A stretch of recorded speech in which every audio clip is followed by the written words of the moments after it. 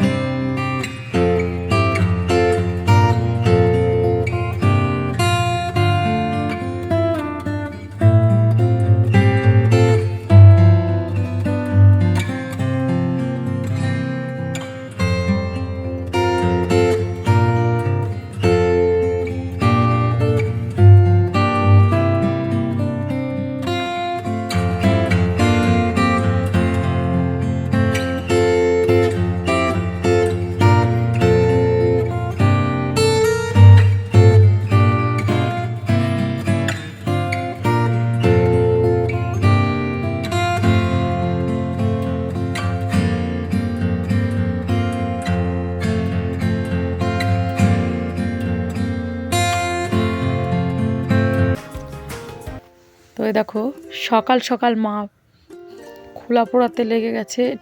এটা চার খোলা, এটা প্রথমে কুড়ো দিয়ে পুড়িয়ে নিতে হয়।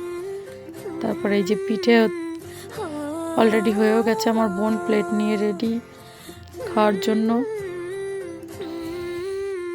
এগুলোকে বলে কাস্তে পোড়া পিঠে, অনেকেই হয়তো জানো যেগুলো কি নাম।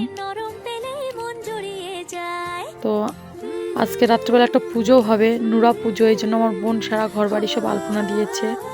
দেখো কমেন্টে জানিও কেমন হয়েছে।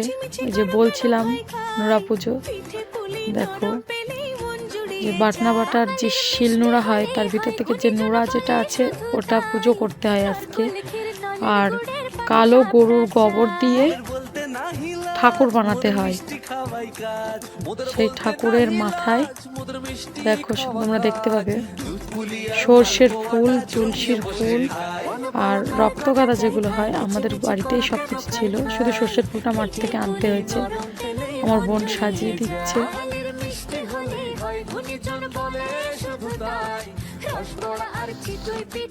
সিঁদুর দিয়ে নোড়াটাকে স্নান টান করিয়ে সিঁদুর লাগাতে হয়। আর এই গোবরের ঠাকুরগুলোতে সব সিঁদুর লাগাতে হয়, নতুন সিঁদুর খুলে লাগাতে হয়। আর প্রথমে যে পিঠেগুলো তৈরি করা হয় সেই পিঠেগুলোই মানে ঠাকুরের প্রসাদ হিসেবে রেখে দেওয়া হয়। তোমরা অনেকেই হয়তো ভাবছো যে বোন তো খেয়ে নিয়েছে, তাও কেন পুজোর কাজে হাত দিচ্ছে। আসলে এই পুজো খেয়েও করা যায়। দেখো মা এখন পুজো করবে, একদম সহজ এই পুজোটা। শুতে যাওয়ার আগে পুজোটা করে তারপরে শুয়ে পড়তে হয়। ধূপ বাতাসা পিঠে প্রদীপ জ্বালিয়ে সুন্দর করে পুজো দিতে হয়। মা সেটাই করছে। আর এই নোড়াটা পুজো দিয়ে বিচুলির বেরি বানিয়ে তার উপরে শুইয়ে পুজো করে সারা রাত রেখে দিতে হয়। এবং এই নোড়াটা পাড়ার বাচ্চারা এসে চুরি করে নিয়ে যায়। পরের দিন সকালে ওরা এই নোড়াটা নিয়ে আসে, তখন আবার তাদেরকে পিঠে দিতে হয়। তোমরা পরের ভ্লগে দেখতে পাবে যে কারা এই নোড়াটা চুরি করে নিয়ে গেছিলো আর কারা এসে পিঠে নিয়ে গেছিলো, সবটাই দেখতে পাবে। তো আজকের এই যে দেখছো পুজোটা, এটাকে বলে নুরা পুজো বা ইতু পুজোও বলে থাকে। অনেক অঞ্চলে ইতু পুজোও বলে, আমরা ইতু পুজো বলি, নুরা পুজো বলি। এরকম উঠোনের মাঝখানে 3 জায়গায় পুজো দিতে হয়, তাহলেই হয়ে যায়। সব জায়গায় আলপনা দিয়ে দেখো আস্তে আস্তে দেখো মা যাবে, ওখানে গোল করে লেপা দেওয়া আছে। হ্যাঁ, ওর জায়গায় পুজো করতে হয় 3 জায়গায়।